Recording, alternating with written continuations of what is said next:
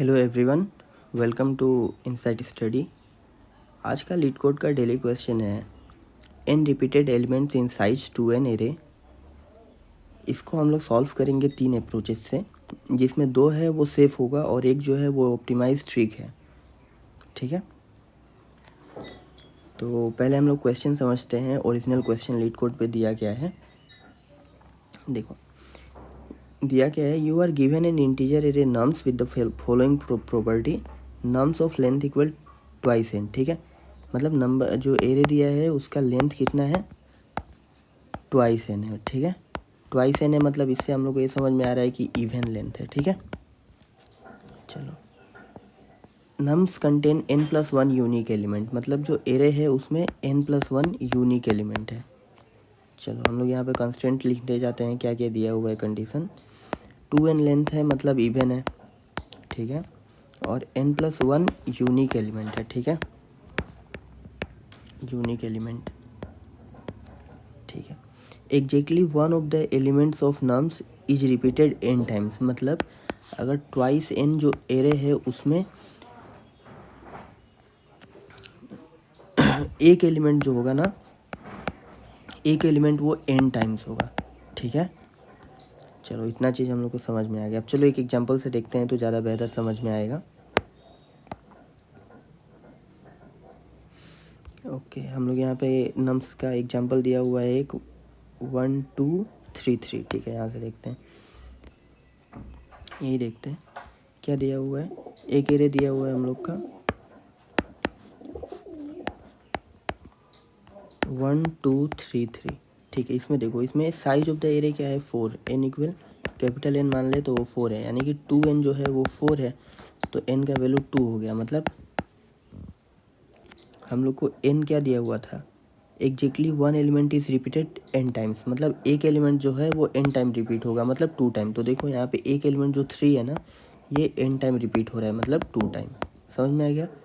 तो हम लोग को यही जो एलिमेंट रिपीट हो रहा है ना, उसी को रिटर्न करना है। ठीक है, यहाँ पे भी देख लो, ये वाला जो एग्जांपल दिया हुआ है इसमें क्या दिया है 5 1 5 2 5 3 5 4 है ना।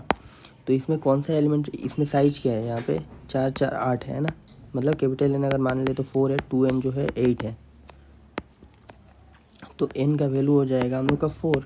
मतलब एक एलिमेंट 4 बार रिपीट हुआ होगा, इसमें कौन सा है वो 5 5 5 है ना, 5 4 बार रिपीट हुआ है तो आंसर 5 रिटर्न करेगा। ठीक है, तो हम लोग ये क्वेश्चन को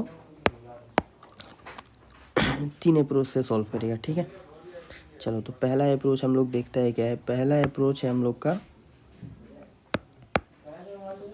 हेसिंग। ठीक है, फ्रीक्वेंसी में, मतलब हम लोग पहले सारा एलिमेंट का क्या करेगा, फ्रीक्वेंसी काउंट कर लेगा, और फ्रीक्वेंसी काउंट करके जिसका frequency capital N small N होगा उसको रिटर्न कर देगा। ठीक है, एक्सक्यूज मी। तो हम लोग पहला अप्रोच देखता है क्या है, हेसिंग। हेसिंग, ठीक है, फ्रीक्वेंसी मैप, फ्रीक्वेंसी मैप। चलो तो इसमें आइडिया क्या है, हम यहाँ पे आइडिया लिख देता है। आइडिया ये है कि हम लोग इसमें काउंट करेगा, count how many elements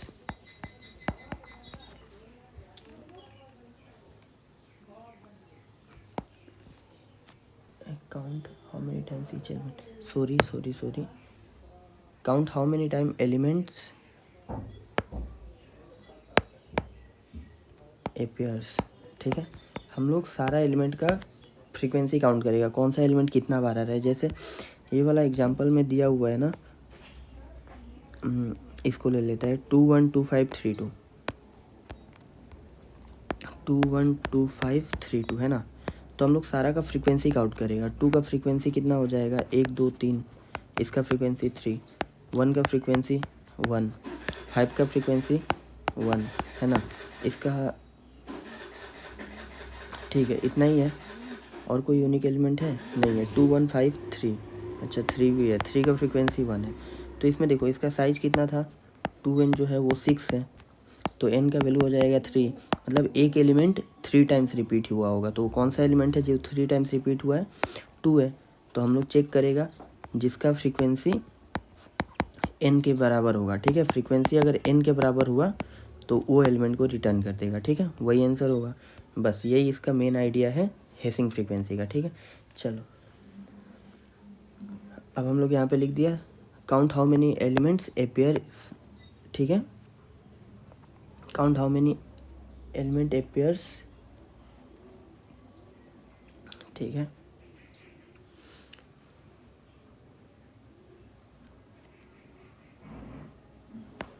it's frequency, थोड़ा स्टेटमेंट समझ जाना, छोड़ो यार फिर से करेगा।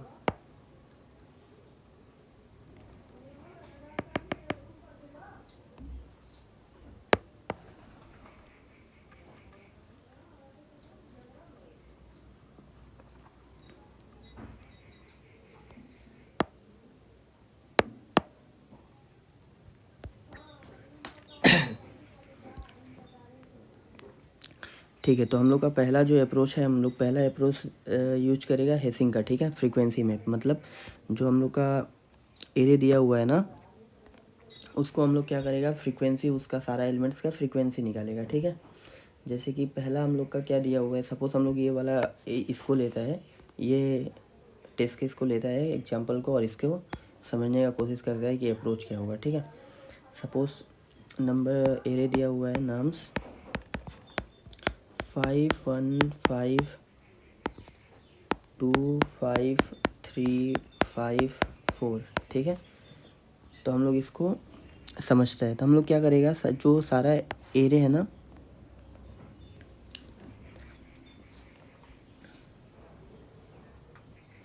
जो सॉरी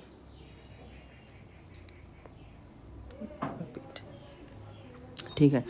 तो हम लोग का जो पहला अप्रोच है वो है फ्रीक्वेंसी मैप हेसिंग यूज करके, ठीक है। इसमें हम लोग क्या करेगा, इसका आइडिया है कि काउंट हाउ मेनी टाइम्स, ठीक है, count how many times each number appears, ठीक है। एग्जाम्पल से भी समझाएगा, थोड़ा सा वेट कर लो। रिटर्न 1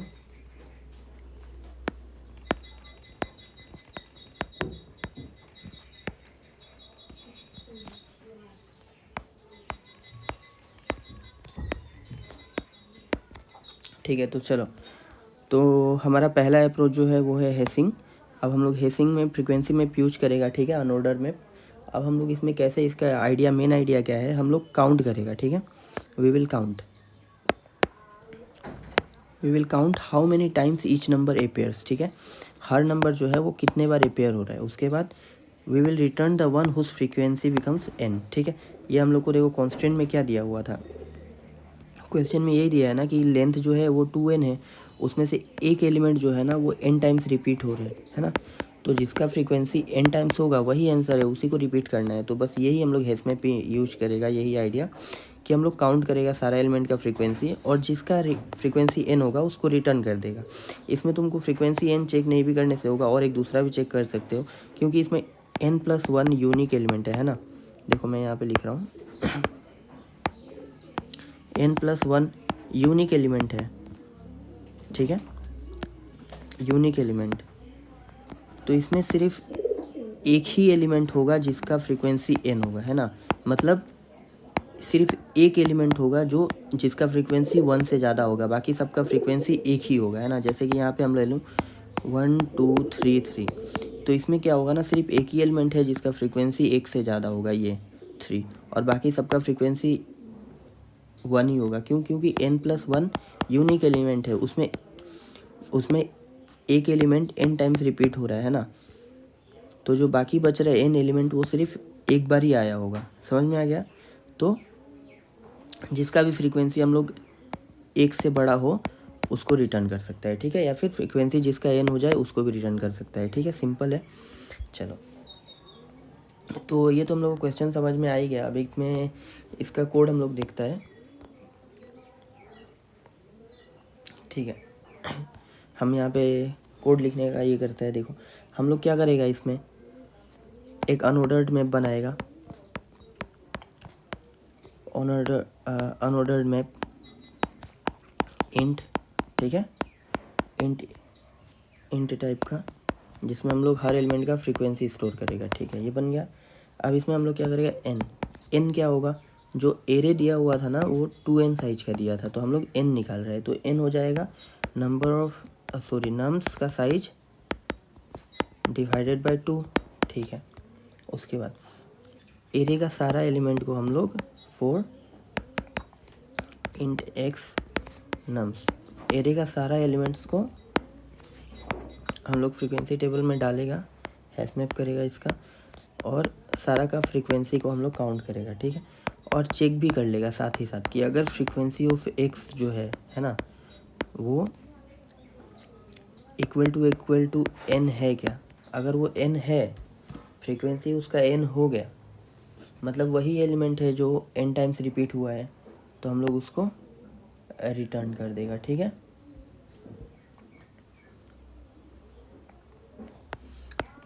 रिटर्न कर देगा हम लोग वो x एलिमेंट को। ठीक है, बस समझ में आ गया। यहाँ पे ये भी कर सकता था कि ग्रेटर देन 1 कर दो, जिसका फ्रीक्वेंसी ग्रेटर देन 1 है उसको रिटर्न कर दो, तो वो भी काम करेगा। ठीक है, बस अब यहाँ पे रिटर्न माइनस कर दो, क्योंकि ये इस स्टेप तक कभी पहुँचेगा ही नहीं, कि क्वेश्चन में दिया ही हुआ है कि आंसर एग्जिस्ट करता है ना, तो हम लोग को मिल जाएगा ये आंसर। यहाँ पे हम लोग कभी पहुँचेगा भी नहीं। ठीक है, इसलिए -1 रिटर्न कर दो। ठीक है, तो हम लोग को पहला अप्रोच समझ में आ गया, ये इसका कोड है। ठीक है, कोड को तुम लोग लिख लेना। ठीक है, मैं इसको लीड कोड में भी सबमिट करके दिखाता हूँ। ठीक है,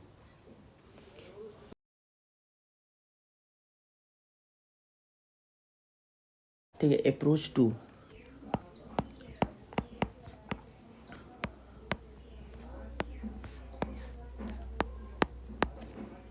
अप्रोच 2 जो है ना, वो है सेट, यूजिंग सेट। ठीक है, ये बेस्ट है। अच्छा, पहला क्वेश्चन में हम लोगों ने जो इसमें इसका टाइम कॉम्प्लेक्सिटी और स्पेस कॉम्प्लेक्सिटी बात नहीं किया। देखो इसमें एक ही लूप चल रहा है ना, फोर लूप, तो इसका टाइम कॉम्प्लेक्सिटी जो हो जाएगा वो बिग ऑफ n हो जाएगा। ठीक है, बिग ऑफ n, और स्पेस कॉम्प्लेक्सिटी जो हो जाएगा वो भी बिग ऑफ n हो जाएगा, क्योंकि हम लोग एक अनऑर्डर्ड मैप यूज कर रहे हैं ना। ठीक है, अब जो दूसरा अप्रोच है सेट यूजिंग सेट, अब सेट को हम लोग करता है सेट यूज करके। सेट का प्रॉपर्टी क्या है, मतलब ये क्वेश्चन का आइडिया है वो सेट के प्रॉपर्टी के बेसिस पे। ठीक है, तो आइडिया देखो, सेट डुप्लीकेट अलाउ नहीं करता है ना, सेट डुप्लीकेट अलाउ नहीं करता, सेट में हम लोग डुप्लीकेट एलिमेंट नहीं डालते। ठीक है, तो अब हम लोग सपोज ये तुम्हारा जो क्वेश्चन था, हम लोग यहाँ पे लेते हैं ना लीड कोड का जो अपना एग्जांपल था, उसका एक एग्जांपल लेते हैं। 5 1 5 2 5 3 5 4। ठीक है, ये हो गया 5 1 5 2 5 3 5 4, ये हम लोग का तीसरा क्वेश्चन, सॉरी एग्जांपल तीसरा है। ठीक है, थर्ड एग्जांपल लीड कोड का दिया हुआ, तो हम लोग इसको सेट में डालेगा। ठीक है, सपोज ये सेट है 5 1। अब देखो जब तीसरा बार तुम 5 डालेगा ना, तो 5 क्या है, इसमें ऑलरेडी प्रेजेंट है ना, तो इसमें क्या बोला था, n+1 यूनिक एलिमेंट है, उसमें जो एक एलिमेंट है वो n टाइम्स है, तो बाकी सब तो एक ही बार जाएगा इसमें। लेकिन अगर तुम सपोज 5 फिर से डाल रहे हो और वो ऑलरेडी इसमें प्रेजेंट है, इसका मतलब यही है ना कि यही एलिमेंट है जो रिपीट हो रहा है इसमें, क्योंकि बाकी सब तो एक ही बार है। अगर इनकेस अगर लो 1 2 3 3 है, अगर तुम इसमें 1 डालो फिर 2 डालो, ठीक है, तो 1 और 2 तो दोबारा का भी और एलिमेंट है नहीं ना,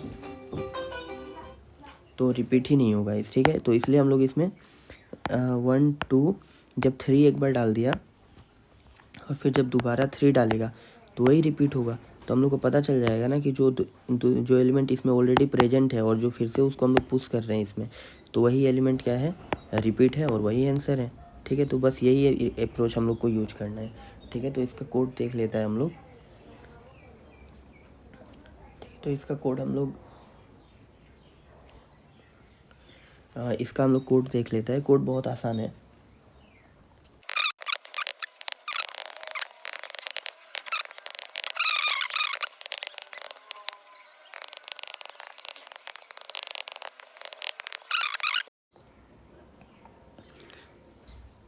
ठीक है, तो हम लोगों ने अप्रोच 2 का हम लोगों ने अप्रोच किया था, आइडिया किया था, वो तो हमने समझ लिया। अब इसका हम लोग कोड देखते हैं किस तरह से लिखेंगे। ठीक है, कोड में क्या करना है कि हम लोग एक जो सेट बना लेगा अनऑर्डर्ड सेट सीन, उसमें सारा एलिमेंट जो है ना उसका हम लोग काउंट करेगा कि वो एक बार प्रेजेंट है या नहीं, मतलब उसको सेट में देखा गया है कि नहीं। ठीक है, सीन नाम का सेट बना लिया। अब इसमें हम लोग 1 1 3 है, 1 2 3, इसमें 1 डाला। फिर दूसरा डालेगा तो डालने से पहले हम लोग चेक करेगा। ठीक है, सपोज देखो ऐसा होगा कि सपोज ये एक सेट है हम लोग का सीन। ठीक है, इसमें 1 2 3 3 अगर हम लोग को डालना है तो 1 डालेगा हम लोग। ठीक है, 1 डाल के हम लोग चेक करेगा, डालने से पहले ही हम लोग चेक करेगा। 1 2 3 3 है ना, तो हम लोग चेक करेगा कि क्या ऑलरेडी 1 इसमें प्रेजेंट है, नहीं है, मतलब 1 डाल दो। फिर हम लोग ये 1 इंसर्ट कर दो। फिर हम लोग दूसरा लेगा 2, फिर 2 का फ्रीक्वेंसी काउंट करेगा, क्या उसमें 2 काउंट में प्रेजेंट है सीन में, तो बोलेगा नहीं, नहीं है तो इंसर्ट कर दो। ठीक है, 1 2 3 3। उसके बाद 3 को हम लोग चेक करेगा कि क्या वो सीन में काउंट उसका 1 है, तो नहीं है तो उसको इसमें इंसर्ट कर देगा। ठीक है, उसके बाद जब दूसरा 3 है उसका काउंट चेक करेगा कि ऑलरेडी इसमें प्रेजेंट है, तो हाँ, मतलब एक बार 3 गया है, तो फिर हम लोग उसको रिटर्न कर देगा। क्यों रिटर्न करेगा, क्योंकि ऑलरेडी वो प्रेजेंट है और वही एलिमेंट है जो बार बार रिपीट हुआ है। ठीक है, तो यही है हम लोग का अप्रोच 2। तो ये कोड हो गया। ठीक है,